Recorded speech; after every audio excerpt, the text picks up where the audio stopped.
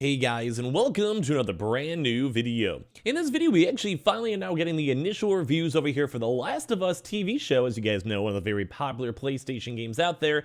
And so far, a very large majority of these reviews that have had a chance to actually see, I believe, the full season have been saying it's been nothing short of amazing. Now, of course, we may go make another separate highlight video discussing the fact of some folks kind of were maybe leaving some things to be desired, so not, fully gung-ho on it, but a lot of these really big people who have been engrossed in the game itself and the concept, the lore, and everything in the Last of Us universe have been saying this has been nothing short of amazing and as well an absolute must watch. Which, and at the end of the day, I always like these really big video game adaptations such as Uncharted, the God of War that might be coming up soon, and of course the Last of Us show. And we want to keep on seeing this because a lot of these big games are obviously built on the lore and the story of games that are beloved by many folks. So I kind of want to give you guys the deep dive of what these critics are saying, kind of their initial thoughts and processes of everything on it, and as well, I guess it does seem like it is getting that thumbs up. And I think I myself am probably going to go watch it. So of course, leave your comments down below. Are you guys still going to be checking out The Last of Us show? Is this something you guys are into? And as well, I kind of want to hear your thoughts and comments on my at least reaction on all the reviews and everything in between.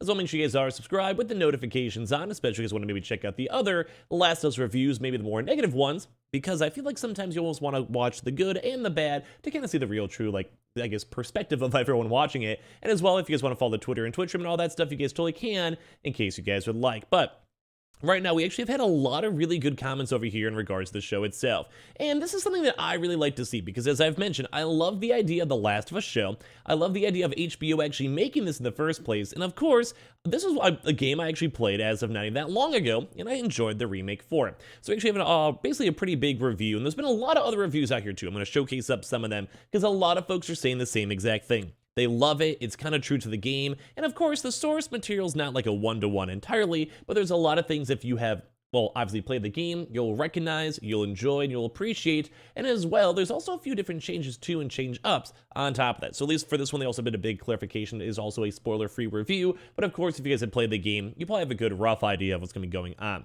So, the best adaptations don't just imitate their source material, but aim to actually enrich it for those familiar with it, while also acting as an entry point for those who aren't. HBO's The Last of Us does exactly that. A brilliant retelling of one of video game's most beloved stories that rebottles the lightning of what made it so special to many in the very first place, letting it strike again to stunning effect, thanks to a pair of phenomenal lead performances and a beautifully executed vision of what is a hope to find, basically a hope to find love in a world hell-bent on denying it, and Last of Us thrills from the first episode to the last. The shape of the story will be familiar to anyone who has been playing the original games, but that's not to say you'll know exactly what's coming up next, since deviations are frequently taken. Now, I want to highlight this note too. So this kind of goes and stems in the fact of the game itself is like a baseline, and there are also other articles as well kind of coming out, where there's other statements saying that they're going to go back in the past and kind of elaborate more on the characters' stories, and kind of just give more of a fine-tuned, I guess, expose of the characters themselves. And as well, I believe it's not a one-to-one exact, like if you played the game, it's not going to be them literally transversing all through these different areas and all that. It'll be a similar vibe and similar story, but of course there is going to be enough changes to make it different. And I think that's kind of nice because I'm not someone who enjoys a one-to-one. I despise that if you know exactly what they're going to say, exactly what they're going to do, and all of that. Now, I'm also someone, though, that doesn't like basically the story changing too much or going on these completely crazy tangents on it. But so far, it does kind of seem like a lot of the reviews from all these locations are saying that it is good and is a must-watch. So basically, a post-pandemic world where pockets of humanity aim to keep afloat amongst the sea of infections, it's a place brought to a stark realization by showrunner Craig Mazin, aided by the creator of the Last of Us video game, Neil Druckmann. The setup for the plot circles around Joel, a smuggler tasked with couriering a teenage girl west in America ravaged by a deadly fungal pandemic for the last 20 years. Of course, things don't go smoothly as danger lurks around every corner in both human and post-human forms, ready to break their ever-tightening bond. Now, they also even have the cute little character guide in case you guys are curious on what the characters even look like, too, over here. As you guys can go and see Pedro Pascal, which I do think he seems like a great Joel. I'm going to have to see Bella Ramsey's Ellie, because I just kind of feel like she looks almost too cutesy. in the fact of like Ellie was more of kind of tomboyish, kind of out there, a little bit more stern, and I don't really know, I guess, the best way to explain it, but she kind of seems almost too nice, too like of a cutesy type girl. Now that's not going to say that I've just not seen the performance myself. We have Gabriel Luna as Tommy. Tommy is one of my favorite characters in the game too as well. Same with Tess. Tess was always up there too, and all these other various characters are also being slowly shown on in case you guys want to see. Now these might have very slight spoilers just for how they glance throughs, but if you guys have played the game, you guys might recognize some of these characters, and as well if you guys kind of watch the show itself. But I've been hearing it's been great. So as they keep on saying that even Bella Ramsey, the girl herself, who I'm even skeptical on, is saying that she has a very solid performance, that the pair of the characters weave in and out in Joel and Ellie's journey, and these include Anna Trov as Tess, Gabriel Luna as his brother Tommy, and all these other characters are apparently very good and integrated with them. They've apparently had great performance, they act super well, and they kind of remind us about the fragility of life, and they basically keep on saying that there's like these good and evil circles. If you guys have played the game, you guys probably understand why this is. And apparently it is a season 1, so maybe is planning on having additional seasons, would make sense with multiple game stories and things to expand upon, and it is into a 9-episode show as of apparently now. So they are kind of saying some negatives, that it did feel a little bit slightly rushed on occasion as it hurdles towards the ending, and it's still a conclusion though that is a good conclusion that makes you feel good, it feels earned, and it feels like very well versed if you guys have played The Last of Us Game 2 as well. The show is also apparently the best one, allows it to breathe and let people actually go and appreciate and see the show and feel the show and everything else with these huge pivotal scenes. If you guys have played the game, you might be familiar with. And one thing to note is that they also do have the actual like story lead being working on this, who also helped the games themselves. Explores all these different themes through Ellie's eyes, and as well just a lot of really good, everything's good. Now, granted, does this mean it's going to be the most fantastic show known to man? No one really knows until we go and see it. We still have to wait a few more days for the 15th to initially go and air it. But everyone has been saying that it's been a really good show. It's kind of a good homage to the game itself, and it's not like a true one-to-one, which I think is like exactly what you kind of want to have in a show itself.